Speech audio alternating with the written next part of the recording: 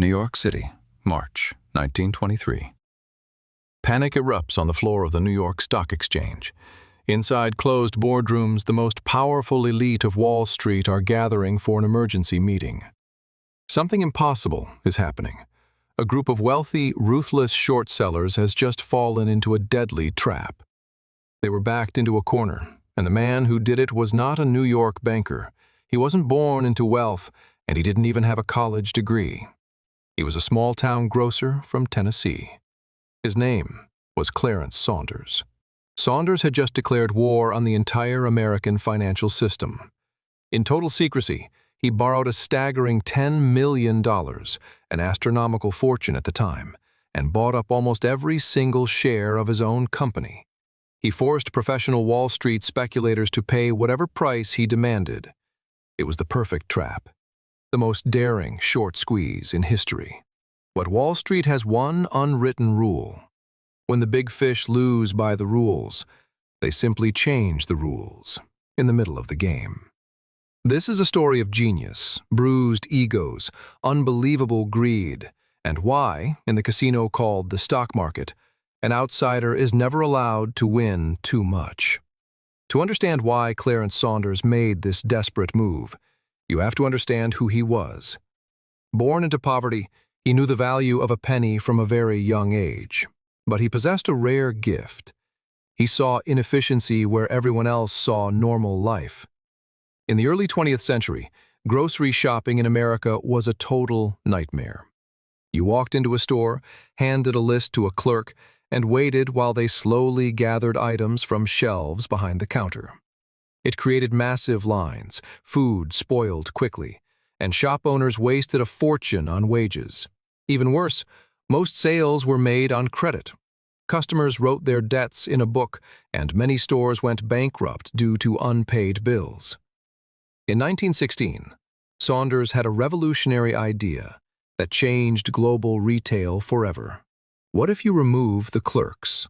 What if you let the customers walk through the aisles and choose the products themselves?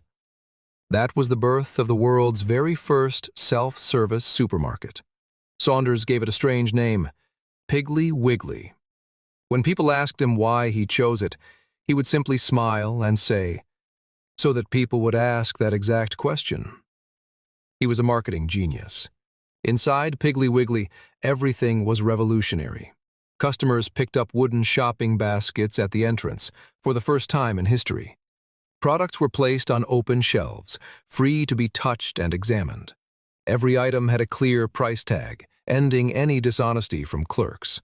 And most importantly, cash only at the checkout lane. The impact was massive. Prices at Saunders stores dropped by 10 to 20% because he didn't need to pay a huge staff. Piggly Wiggly became a national sensation. By the early 1920s, the franchise grew to over 1,200 stores across America. Clarence Saunders became a multi-millionaire, and his company shares were proudly listed on the New York Stock Exchange. He was on top of the world. But this spectacular success caught the attention of those Wall Street called the Bears, professional predators who made millions profiting off other people's ruin. In the fall of 1922, a few small Piggly Wiggly franchises in Chicago went under due to poor local management. For Clarence Saunders, this was just a minor operational bump. His empire of over 1,000 stores was stronger than ever, but to the vultures of Wall Street, it smelled like blood. A group of powerful New York speculators decided that Saunders' business was a bubble waiting to burst. They launched an aggressive short-selling campaign. They opened massive short positions, selling Piggly Wiggly stock they didn't even own, hoping to buy it back later for pennies. To speed up the crash, Wall Street turned on its media machine. Negative sponsored articles began appearing in financial newspapers. Rumors claimed that Saunders' retail empire was falling apart, that the business model was broken, and that Clarence himself was going bankrupt. The predators expected ordinary investors to panic, dump their shares, and drive the price down to zero. The stock price did begin to fall, dropping from $60 down to $40. But the speculators missed one critical detail. Clarence Saunders was not a timid corporate executive. He was a Southern man with fierce pride and an explosive temper. He took this market attack not as a business risk, but as a deeply personal insult. Saunders publicly declared, "I will make those Wall Street rats regret the day they ever heard my name." The war was on. Saunders' counter-strategy was wild, dangerous, and, theoretically, pure genius. He decided to execute what traders call a corner. He wanted to buy up every single circulating share of Piggly Wiggly on the open market. If he succeeded, the short sellers would be trapped. When the time came for them to close their short positions, they were legally required to return the shares. But who would they buy them from, if absolutely every share belonged to one man, Clarence Saunders? They would have to crawl to him on their knees and pay whatever price he demanded. But where could a Southern grocer find enough cash to buy out his own company on the New York Stock Exchange? Saunders headed straight back to the South. Using his incredible charisma and his reputation as a folk hero, he gathered a consortium of bankers from Memphis, Nashville, and New York. He secured a massive loan of $10 million in cash. Adjusted for inflation today, that is over $170 million. With this war chest, he hired the sharpest independent brokers in New York. In the spring of 1923, they began their secret operation. Every single morning, as soon as the opening bell rang, Saunders' brokers bought up every share of Piggly Wiggly that hit the market. They bought so aggressively that on March 20th alone, they scooped up 50,000 shares. Wall Street was thrilled. The bears thought some uneducated fool was buying up their falling stock. They kept shorting, borrowing more and more shares. They didn't realize that with every new short position, they were tightening the noose around their own necks. And then the trap snapped shut. Clarence Saunders counted his certificates and realized, out of 200,000 total existing shares of Piggly Wiggly, he secretly owned 198,000. The Wall Street speculators suddenly discovered they had shorted thousands of shares that did not physically exist on the market. It was time to pay. Saunders stepped forward and announced that the buyout price for the short sellers was now $150 per share. It was a total triumph. Newspapers cheered for the country grocer who broke the Wall Street elite. New York bankers faced total ruin. They were hours away from bankruptcy until the exchange management stepped in. The bears were finished. By all the laws of the free market, laws that the New York Stock Exchange claimed to protect, the short sellers should have gone bankrupt. Clarence Saunders was already counting his millions, preparing to go down in history. But then, the unthinkable happened. The exchange simply stopped the game.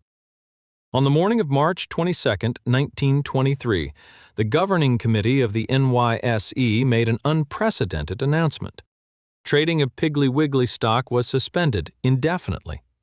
Even worse, the exchange canceled the standard 24-hour delivery rule. The short sellers were officially told they did not have to return the shares to Saunders right away. They were given a wide extension, first days, then weeks, to find shares anywhere else, away from Saunders' trap.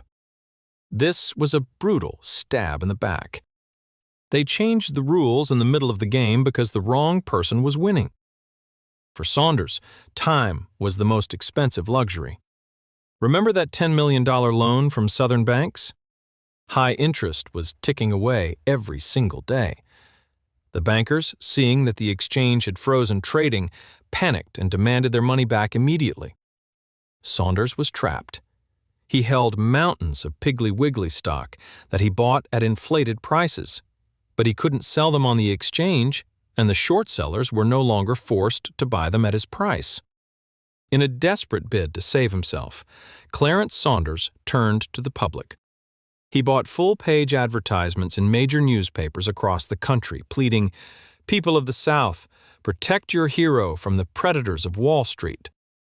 He tried to sell his shares to ordinary citizens on an installment plan to pay off the banks. But against the Wall Street machine, he stood no chance. The panic worked.